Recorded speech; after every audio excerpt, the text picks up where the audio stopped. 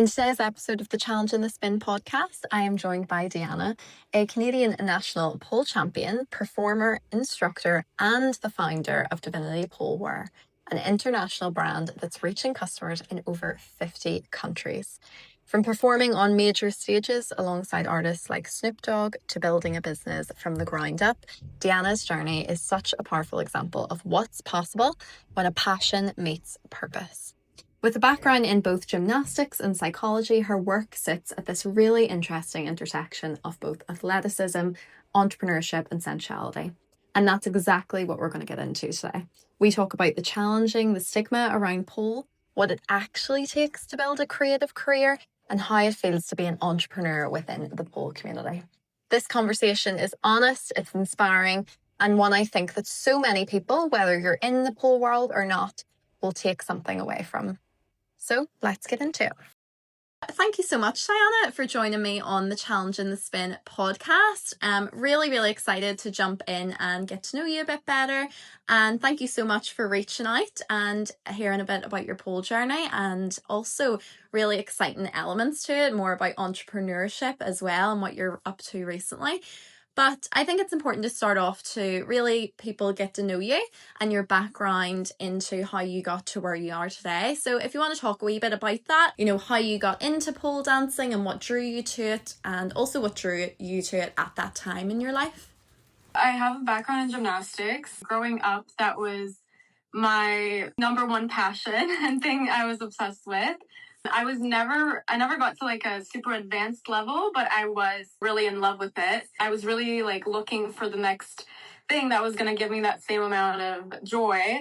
So I tried dance classes, I tried yoga, but nothing really felt the same and was as exciting. Actually, like my first ever exposure to pole dancing was when I was 14. I went to the MJ Immortal World Tour by Cirque du Soleil. So it was the Michael Jackson tribute show, and they had a pole dancing act. And this was back in like 2012, I think, or 2011. So it was a long time ago.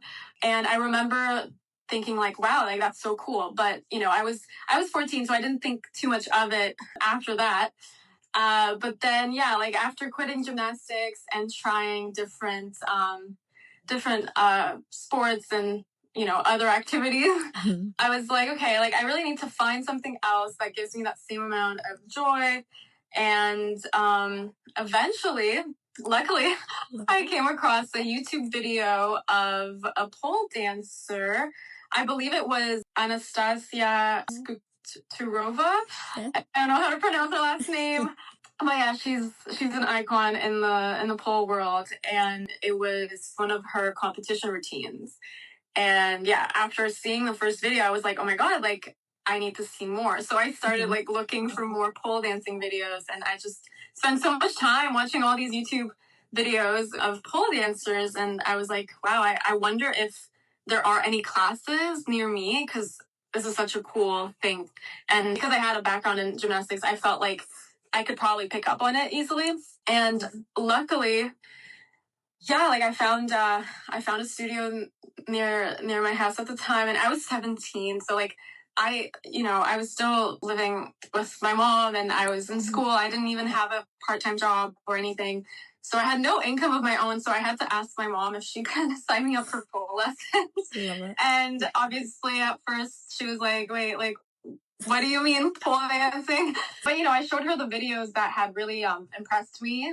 And she was like, okay, sure, like, fine. So I owe it all to her, really.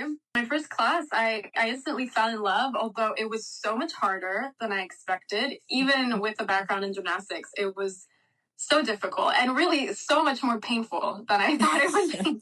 That's amazing. It's so good as well to hear that you started so young as well, because it's good to get that sort of journey from a young person starting it, and as well trying to navigate telling people that you're pole dancing and how people react to. But no, I love to hear that, because I started when I was 15, so there was definitely a little bit of reaction. Yeah. So it was interesting trying to explain also to my parents about I want to get a pole up in the house. But yeah. Yeah. It's amazing to hear, and especially, your journey and starting from a young age. And I'm also really curious to hear, and what we'll probably focus on in this episode is actually then navigating entrepreneurship in the pole dance community, which is what you've now achieved. You now have your own pole wear brand, which is incredible, by the way. Congratulations. Love to hear about, your passion about entrepreneurship and are actually the founder of an international pole wear brand, and really your process of how you got to that, and also why you felt there was a need to start that pole wear brand. I never started off,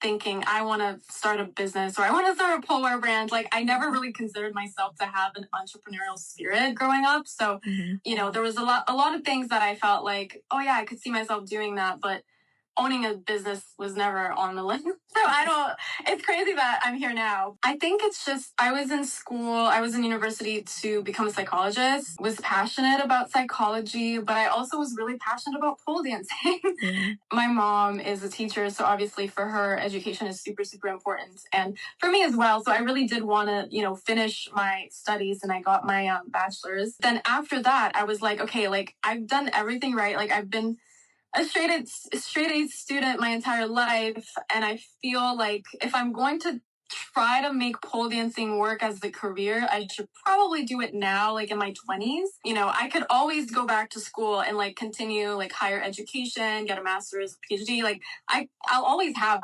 that to fall back into if I really wanted to pursue that. But I feel like when it comes to something like pole dancing, because you really rely on your body so much, it's probably best to pursue it when you can, when you still physically are able to.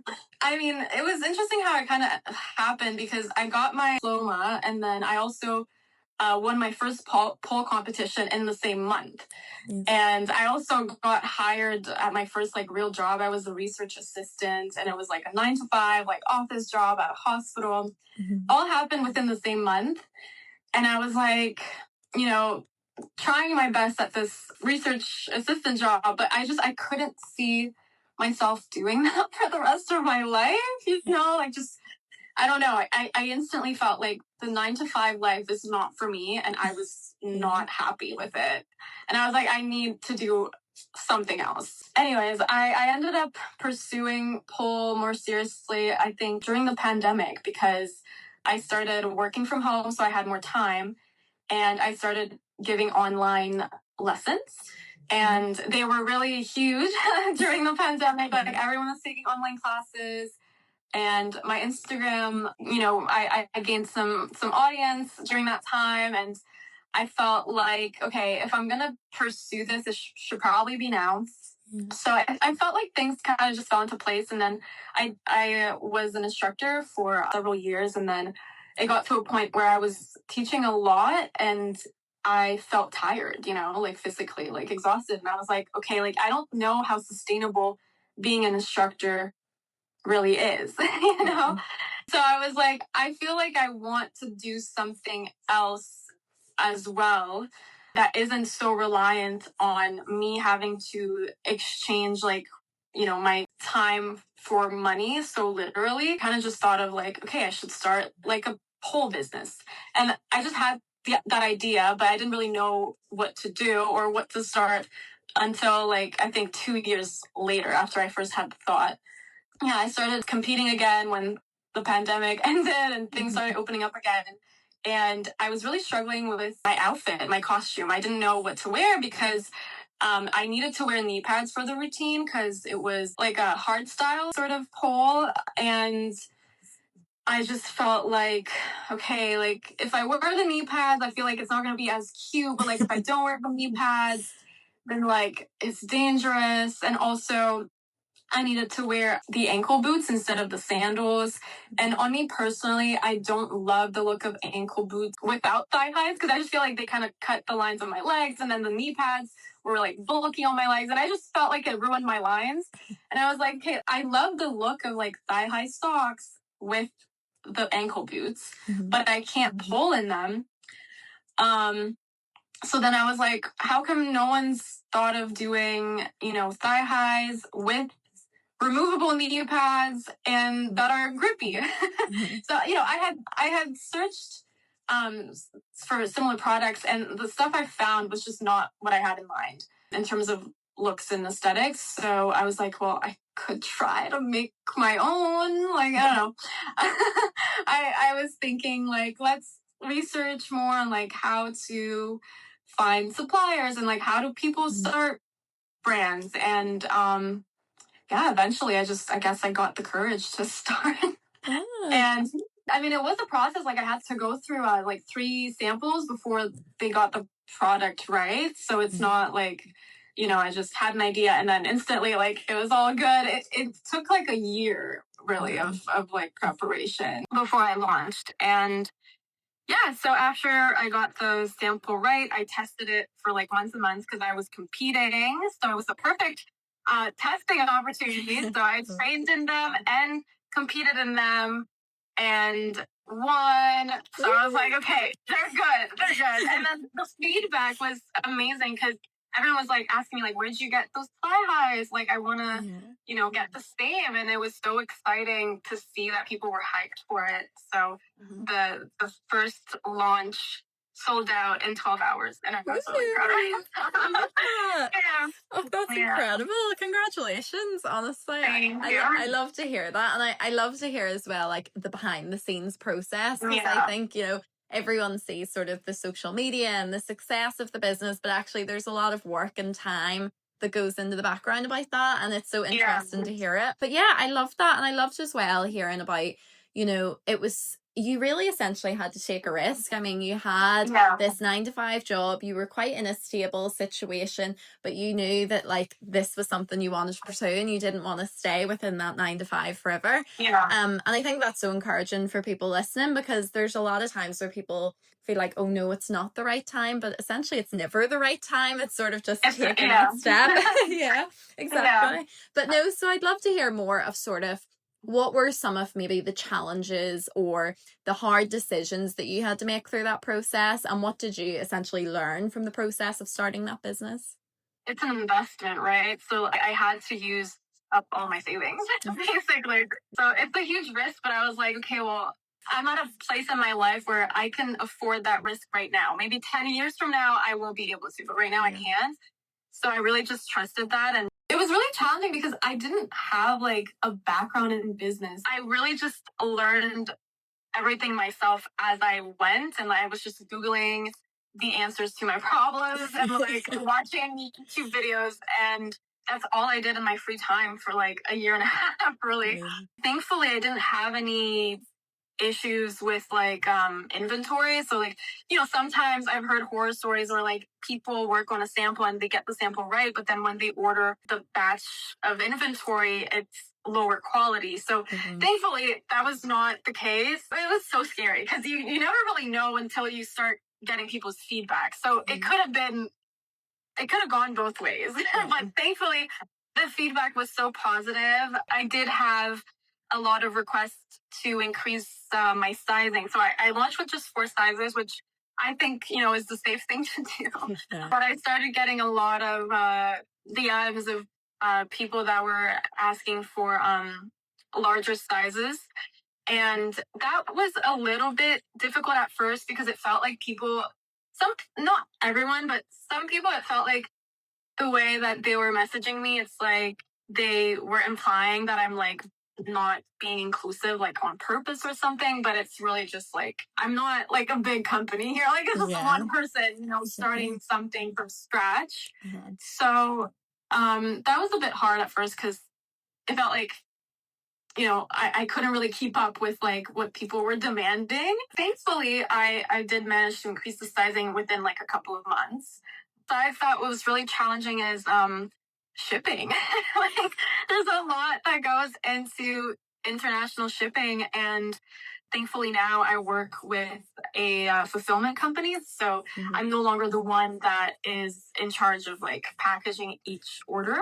That was a lot at first. Like, for a whole year, I did that myself, and it was a lot. Like, I had boxes all over my apartment, and I have a roommate, so it's like I just felt like really like I was taking so much space, and like I was packaging like all these orders like in the living room floor, and everything was just everywhere. And that was a lot. That was, I guess, my biggest challenge. But thankfully now I've also and I have some help for that. Amazing. No, it is. It's so funny to sort of hear the realities of it, because I feel like it's always sort of expectations and social media, but actually this is the nitty gritty hard stuff of starting a business.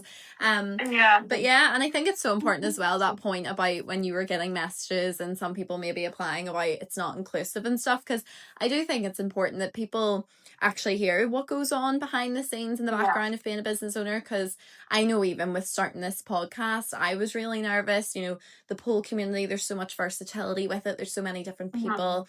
You know, who do I interview, and am I being inclusive of everyone in the conversations? And it is a lot of pressure. So I can only imagine what it's like to also be a business owner on top of that. So happy to hear that thankfully now you've overcome those challenges and you've learned from them, and the business is doing amazing, I'm sure, and it looks incredible. I think it would be good as well to hear, as well of those lessons, maybe some more advice in general that you would give to people that are looking to start a business, to get into entrepreneurship, sort of just take that leap, really.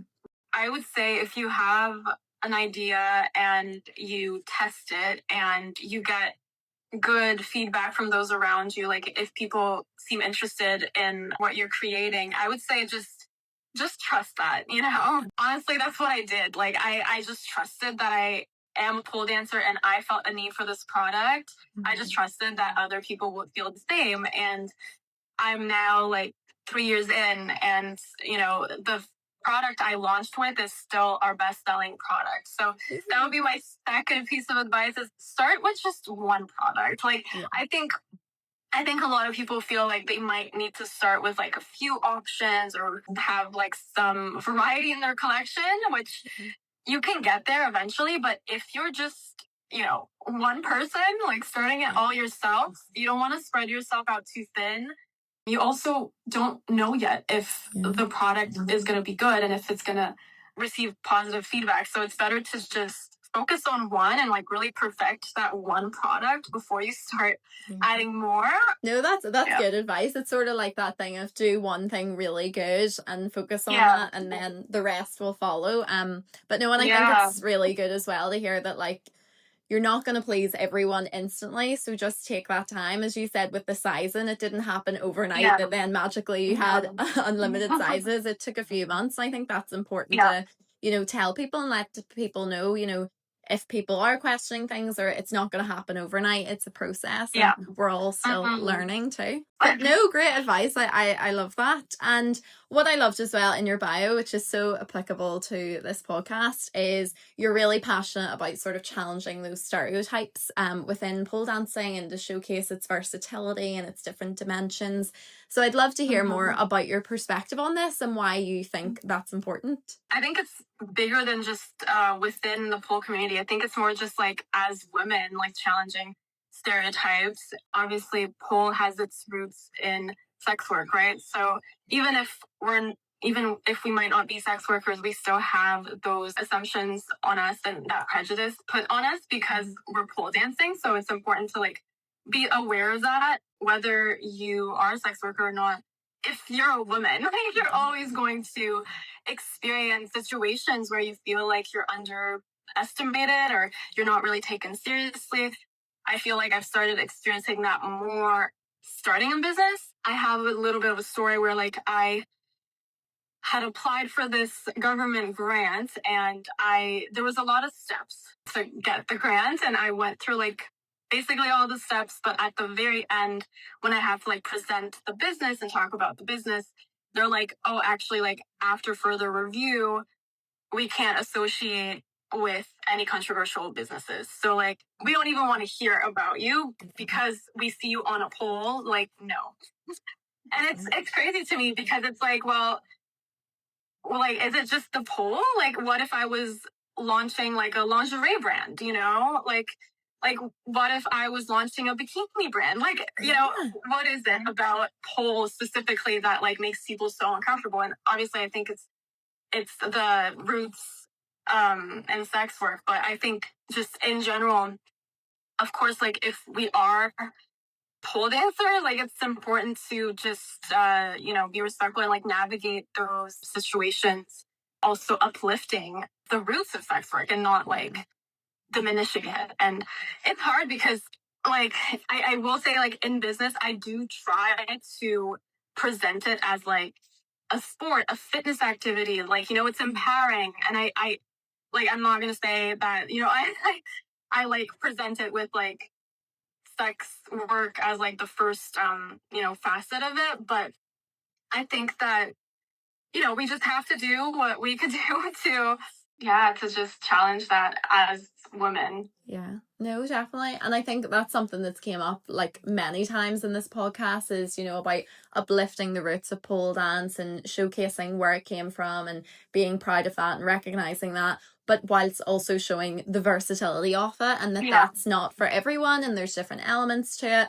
Such a big community and so much versatility and dimensions to it. So, it's really great to hear that about sort of uplifting without diminishing other elements of it. But yeah, so I think that leads perfectly sort of into the final question that I ask all my guests on this podcast is of course called Challenging the Spin because I wanted to sort of challenge the spin and the narrative on pole dance to do exactly that, to sort of show the versatility and to show its different dimensions. So I'm intrigued to hear what is a topic, it can be unpole related, it can be anything, that you think we need to challenge the spin on. Pole is becoming more and more mainstream as well, and it's becoming more of a recognized dance form, right? We are starting to get more and more, gigs like with like performing with musicians and music videos and like commercials and all that stuff that other types of dancers have been getting throughout the years. So I think we're starting to get that sort of recognition too in the mainstream. And I think it's growing more and more. But with that, I feel like the whole community needs a bit more structure. It's in need of, infrastructure the same way that dancers, a lot of the times they do have, they are signed with agencies and sometimes they have managers and they have people that can help them and also like protect them. I feel like as pole dancers, we're really lacking that. So, I've also been performing for years. So I have heard stories of people, again, not taking pole dancers seriously, right? Because we don't have those same structures in place. And also because of the roots in sex work and all the projects that comes to that, I think like sometimes we can get in situations where we're kind of being taken advantage of, like just being really lowballed in terms of pay and like stuff like that. So I think it would be good to, have more infrastructure and also more and more international instructors teaching worldwide. I think it's also important to talk about how does that work? Like, what are the steps in like getting your work visas for different countries? Like, that's really not a conversation that I've heard anyone have. Yeah. And that I've been researching a lot about because I want to also, teach internationally and not just in Canada. So yeah, I don't know if that really answers your question, but no, that's actually such an interesting point. Because I know even when I started this podcast, I'm from Northern Ireland, so we're quite a small little bubble, and the pole community is growing, but it's still quite small. And then whenever I started this podcast, it really opened me up to actually how massive this pole space is in the pole community and internationally too. So I think it is important to actually, as you said, have those structures and a little bit more, structure and infrastructure in place, because and I even seen on your bio, I mean, you danced with Snoop Dogg and the likes of that. So actually you have that lived experience as well, being in that sort of industry and witnessing it. So I think that's actually a really interesting point. I like that. Okay, awesome. Yeah. But yeah, thank you so much, honestly, for sitting down and chatting with me. I think that was such a lovely episode, and it's really touched on a few topics, and I love the getting into the business side of pole as well and really exploring that. And can I just say, you're absolutely like incredible in this space. I mean, to be a performer and a pole dancer and a business owner, I mean, it's not easy. So honestly, claps to you because you're doing amazing. I can't wait to see the business grow even more. Thank you. But yeah.